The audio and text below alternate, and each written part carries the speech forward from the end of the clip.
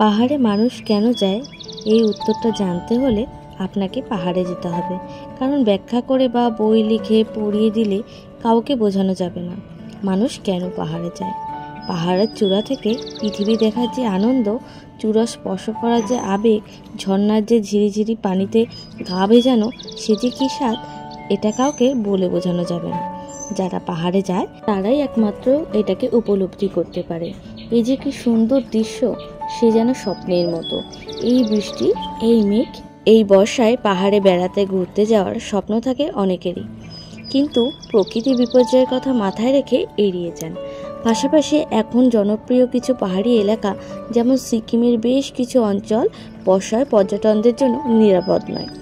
অনেকেই মনে করেন বর্ষায় পাহাড় ভালোভাবে উপভোগ করা যায় না, কিন্তু বর্ষার পাহাড় যে সৌন্দর্য অনেকেরই তা এখনও অজানা। বর্ষার পাহাড় মানে বৃষ্টি ভেজা পাহাড়ি রাস্তা হেঁটে ঘুরে বেড়ানো। বর্ষার পাহাড় মানে পাহাড়ের মাঝে মেঘেদের লুকোচুরি খেলা।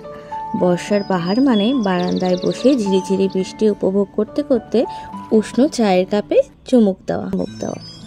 আলো মেঘের এই লুকোচুরি খেলায় মন ভালো রাখতে ছোট্ট একটা প্ল্যান করে নেওয়াই যায়। তবে এর জন্য অন্য কোনো রাজ্যে পাড়ি দেওয়ার প্রয়োজন নেই। এই রাজ্যে রয়েছে মনোমুগ্ধকর দার্জিলিং এবং কালিম্পং। দার্জিলিংয়ের চমৎকার আবহাওয়া ও পার্শ্ববর্তী কিছু অঞ্চল আরও অনেক সুন্দর। এখন মানুষের কাছে এক অন্যতম ঠিকানা হয়ে উঠেছে এই দার্জিলিং। দার্জিলিংয়ে আসার এটা আমার প্রথম অভিজ্ঞতা ছিল আর প্রথম দিনও ছিল। তাই রেডি হয়ে বেরিয়ে পড়লাম। এক ইনভিটেশন রয়েছে এক গেস্টের বাড়ি, ওনার জন্য কিছু মিষ্টি নেওয়া হলো। তো এখানে আমার বরের বন্ধুর এক গেস্ট থাকে, তো সেখানেই যাব বলে রওনা দিয়েছি। তো ফাইনালি চলেও এসেছি। ওখান থেকে টুকটাক কিছু খেয়ে আমরা চলে এসেছিলাম লাঞ্চ করতে, কারণ অনেকটাই বেলা হয়ে গেছিলো। এই মহাকাল রেস্টুরেন্টের যেমন অ্যাম্বিয়েন্স সুন্দর ছিল, তেমনি খাবার দাবার A+ ছিল। ভীষণ দারুণ খাওয়ার কোয়ালিটি ছিল, আর দেখতেই পাচ্ছ কতটা ক্লিন। তো এখানে আমরা এসেছিলাম আমাদের কিছু ফ্রেন্ডের সাথে, মানে আমার ফ্রেন্ড নয়, তবে আমার বরের ফ্রেন্ড মানে আমার ফ্রেন্ড। তার আমার এখানে অনেক দাদারা ছিল আমার থেকে বয়সে বড়, দাদার বউ আর একটা বোনও ছিল। তো এখানে ফার্স্ট একটু পাঁপড় আর পেঁয়াজ দিয়ে গেছিলো, তো ওটাই খাওয়া দাওয়া করছিলাম। আর একে একে সবাই মেনু কার্ড দেখছিল যে কে কোনটা খাবার খাবে। তো এক একজন এক এক রকম ডিশ নিয়েছে। আমরা নিয়েছিলাম ভেজ থালি, আর আমার উল্টো দিকে ছিল যে দাদাটা, সে নিয়েছিল হলো এগ থালি, ডিমের অমলেট নিয়েছিল, কিন্তু তার কোনো প্রয়োজন ছিল না। আমরা স্পেশাল একটা ননভেজ থালি নিয়েছিলাম আমার জন্য, আর আমার বর নিয়েছিল মাটন থালি, আর এইদিকে ভেজ থালি ছিল। দেখো মটন থালিতে কত কিছু দিয়েছে। তো এখানে যথারীতি আমরা সবাই বসে গেছিলাম এবং খাওয়া দাওয়া করছিলাম। সবারই প্রচণ্ড একটা ভাতের ক্রেভিং ছিল, যেহেতু আমরা ভাত ভেতো বাঙালি, আমাদের ভাতের ক্রেভিং তো থাকবে। অন্য কোনো দিকে যাইনি, সোজা ভাত নিয়ে নিয়েছিলাম, যা দিয়েছিল কোয়ান্টিটি বেস্ট। তো এখানে অভিষেক দ্বারা নিয়েছিল, ওরা নিয়েছিল একটা কম্বো নিয়েছিল, জিরা রাইস, তারপরে নুডলস এক্সেট্রা অনেক কিছু ছিল। খাওয়া দাওয়ার শেষে দেখলাম 1400 টাকা বিল হয়েছে টিপস দিয়ে। তারপরে দুজনে হাঁটতে হাঁটতে একটু কোয়ালিটি টাইম স্পেন্ড করতে করতে নানান কথা জিজ্ঞাসা করতে করতে ঘুরতে লাগলাম। ওখান থেকে হাঁটতে হাঁটতে চলে আসলাম ম্যালের সামনে। ম্যালে তো সব সময় লোক থাকে, আর ভীষণ ভালো লাগে এই জায়গাটা, এত সুন্দর। চা খেতে খেতে গল্প করতে করতে তার মধ্যে আমার দেখা অনবদ্য এক দৃশ্য। পাহাড়ের সামনে বসে কিছু ছেলে গিটারে গান করছিল।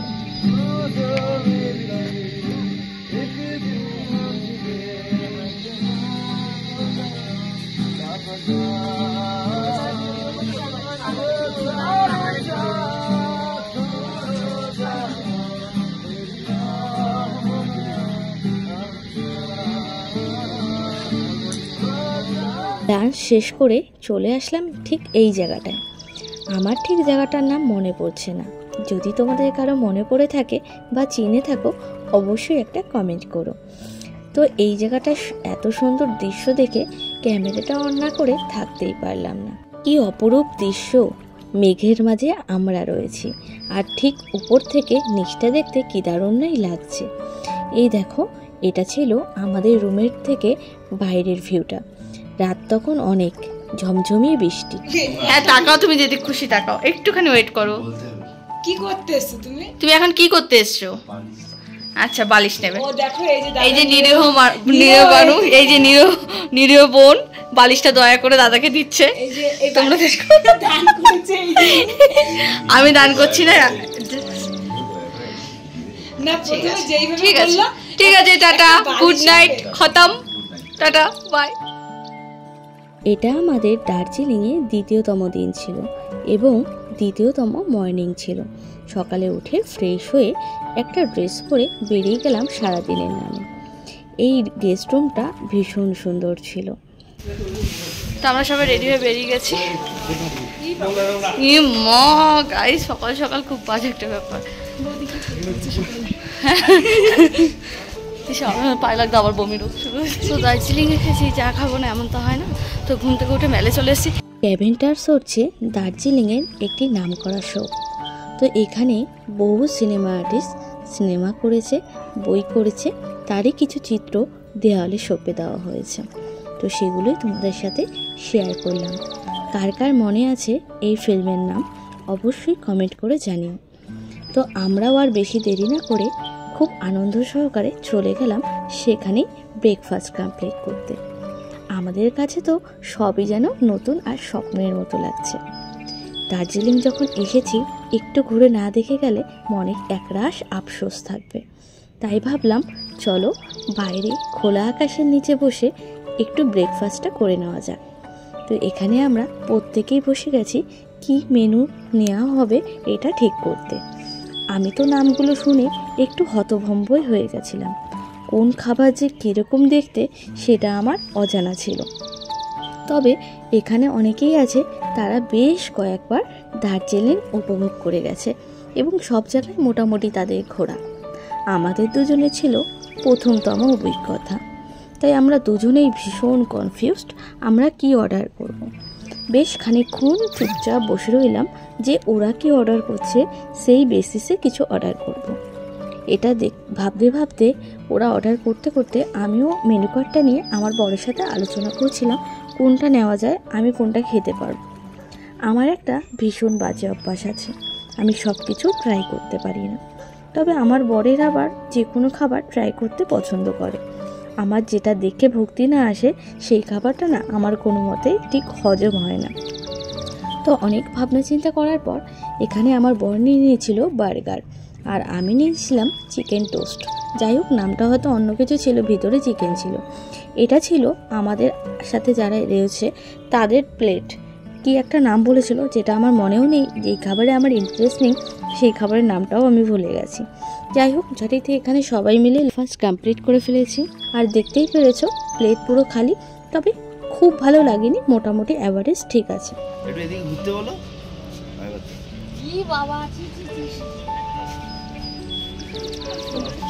এই যে দেখো সবসময় 2 আঙুল দেখা। ব্রেকফাস্ট কমপ্লিট করে নামার পথে দেখলাম এখানের অ্যাম্বিয়েন্সও খুব সুন্দর। তবে আমাদের গ্রুপের সবার ইচ্ছা ছিল খোলা আকাশের নিচে বসে ব্রেকফাস্ট করবে। তাই ভাবলাম চলো এখান থেকে তো ঘুরে আসাই যায়, কিছু ফটো কিছু ভিডিও করে নিয়ে আসি। যথারীতি সেই কাজটাই করতে গেলাম। যারা এখানে ব্রেকফাস্ট করছিল তাদের অকওয়ার্ড ফিল হবে বলে খুব বেশি দেরি না করে ওখান থেকে বেরিয়ে পড়লাম রুমে যাওয়ার উদ্দেশ্যে।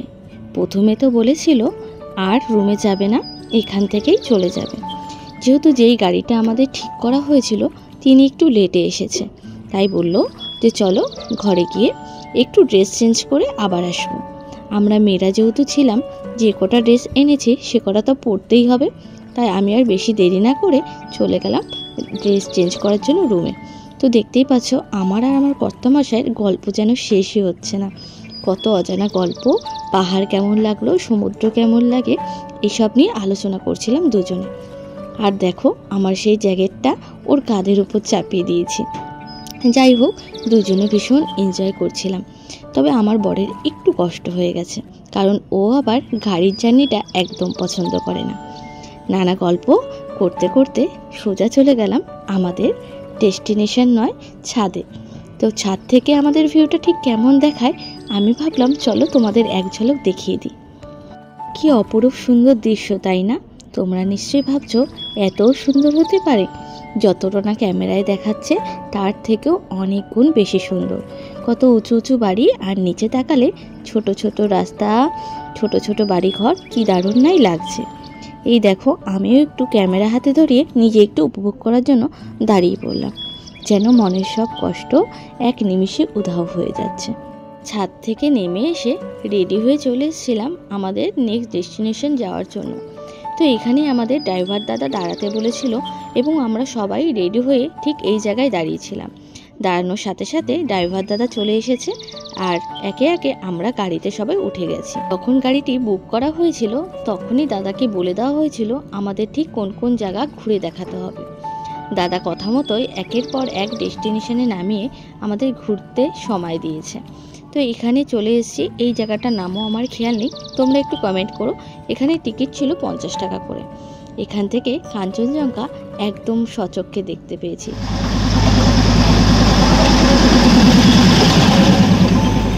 ওখানে বেশ কিছুক্ষণ থেকে ফটোশ্যুট করে ভিডিও করে বেরিয়ে গেলাম নেক্সট ডেস্টিনেশন। তারপরে চলে এসেছিলাম এই মন্দিরে। আমাদের কিছু পার্সোনাল কারণের জন্য আমরা কেউ চাইনি, তো ওরা একটু ঘুরে নিয়েছিল, সেই ফাঁকে আমরা চলে এসেছিলাম একটু বাড়ির লোকের জন্য কেনাকাটা করতে। তবে খুব বেশি কিছু কেনাকাটা করিনি, তবে আমার যতটুকু সাধ্য মতো আমি কেনাকাটা করেছি। তো এখানে আমরা দুজন মিলেই এই এই স্টোলগুলো দেখছিলাম দুজনের মায়ের জন্য। তো আমি বলছিলাম এগুলোই বেস্ট হবে, ঠান্ডার মধ্যে কিন্তু এগুলো বেশ ভালো লাগবে। তো ও আমাকে একটু পছন্দ করার জন্য হেল্প করছিল যে কোনটা ভালো। আর এখানকার এই দোকানের মহিলাটার ব্যবহার এত দারুণ ছিল কি বলবো। তো আমার বরকে দেখে এরকম টাইপের সোয়েটারগুলো সাজেস্ট বলছিল তোমায় পরলে ভীষণ ভালো লাগবে। তাই এত বলাতে আমার বর একটা সোয়েটার ওখান থেকে কেনে। তারপর চলে এসেছিল আর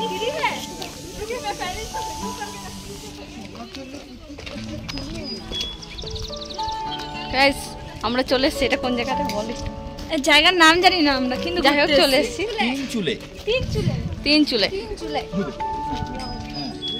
তাকদা থেকে মাত্র 3 কিমি দূরে রয়েছে এই তিনচুলা। এই তিনচুলার উচ্চতা বেশ অনেকটাই, একার পক্ষে ওঠা কোনো মানুষেরই সম্ভব না। তাই বরের হাত ধরে একটু একটু করে উঠে গেলাম। এই দেখো দারুণ ফিলিংস, দেখি একটুখানি বাটিটা আমার সামনে নিয়ে আসো, আমাকে দেখায়। খোলা আকাশের নিচে বেশ ঘন্টা 2 সময় কাটিয়ে মোমো খাওয়া দাওয়া করে ফটো ভিডিও তুলে চলে গেলাম নেক্সট ডেস্টিনেশনে। নিচে নামাটা একটু সহজ ছিল। চলো নেক্সট ডেস্টিনেশন।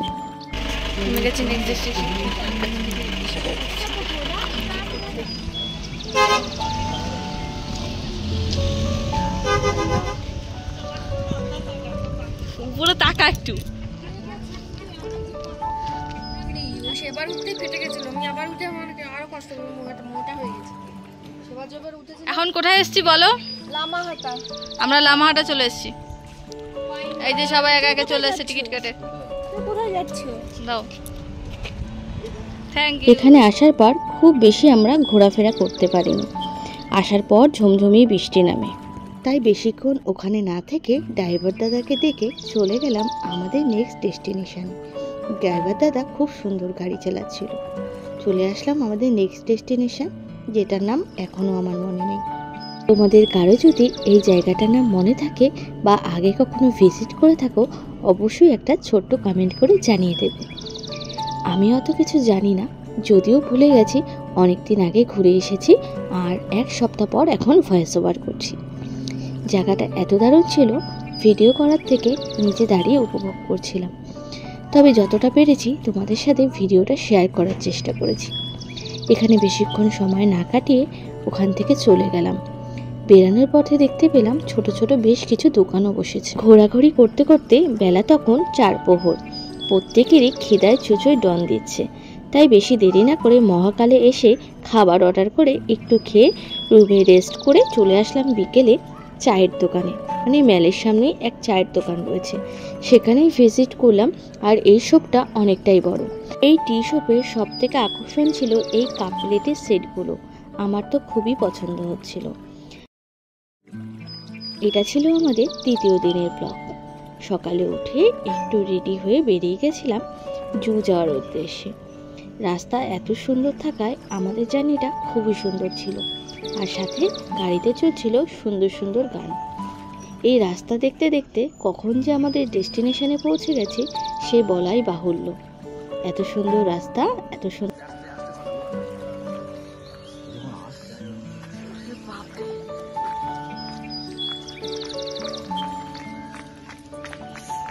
মামাটা ঠিক হয়ে গেছে, লাগছে না।